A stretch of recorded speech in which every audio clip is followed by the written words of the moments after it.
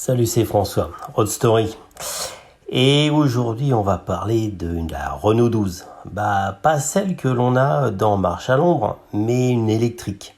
Et elle devait sauver, non, devinez quoi, l'Amérique.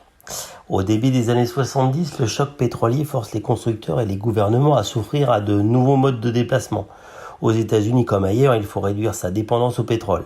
L'Amérique cherche des solutions et c'est la Renault 12 qui va leur apporter une réponse. Voici l'histoire de la Renault 12 électrique.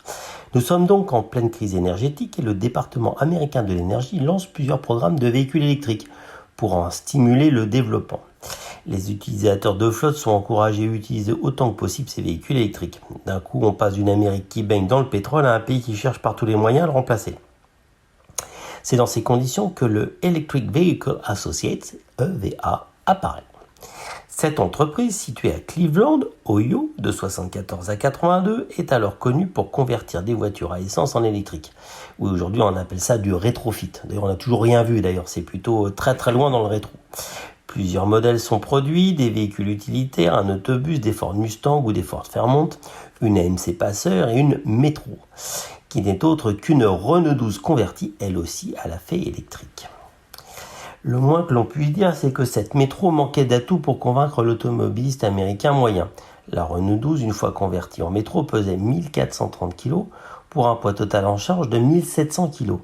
Aujourd'hui, on aurait du mal à transporter deux Américains moyens, souvent un peu obèses, sans dépasser le poids total en charge autorisé. Mais ce n'est pas le plus grave.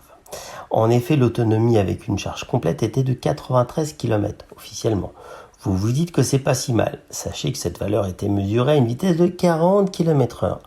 En roulant à 56 km/h de moyenne, l'autonomie tombait à 60 km. Et si il vous prenait l'envie de rouler à vitesse maximale, soit la vitesse folle de 88 km/h, vous ne pouviez faire que 53 km. Les performances globales de l'engin étaient au même niveau avec un 0 à 50 km/h plié en 30 secondes. Voilà une vraie voiture de sport pour concurrencer Tesla. Non, je rigole. Un des modèles transformés en métro a connu un petit moment de gloire en apparaissant lors du défilé présidentiel le jour de l'investiture de Jimmy Carter en 1977. En tout, 7 autres métros ont été vendus sous la forme d'une flotte à la province de Manitoba au cours de l'année 1975. 2 de ces véhicules ont ensuite été donnés à l'université du Manitoba à Winnipeg et les 5 restants ont été vendus aux enchères à 2 courageux particuliers. En 1975, la NASA, qui a souvent de l'argent acheté par les fenêtres, s'est laissé tenter par la formidable Renault 12 électrique. Pourquoi faire ? On n'en sait rien. Toujours est-il que les mecs qui envoient des fusées sur la Lune ont testé cette merveille avant de se rendre compte qu'elle devait cesser tout usage du LSD.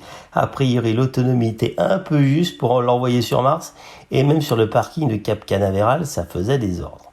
Dernièrement, la page Facebook Renault 12 USA a annoncé avoir retrouvé la trace d'une de ces Renault 12 à pile, aux USA.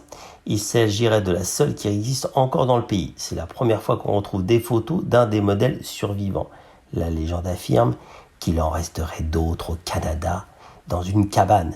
Elle est bien connue, la cabane au Canada de la Renault 12 électrique.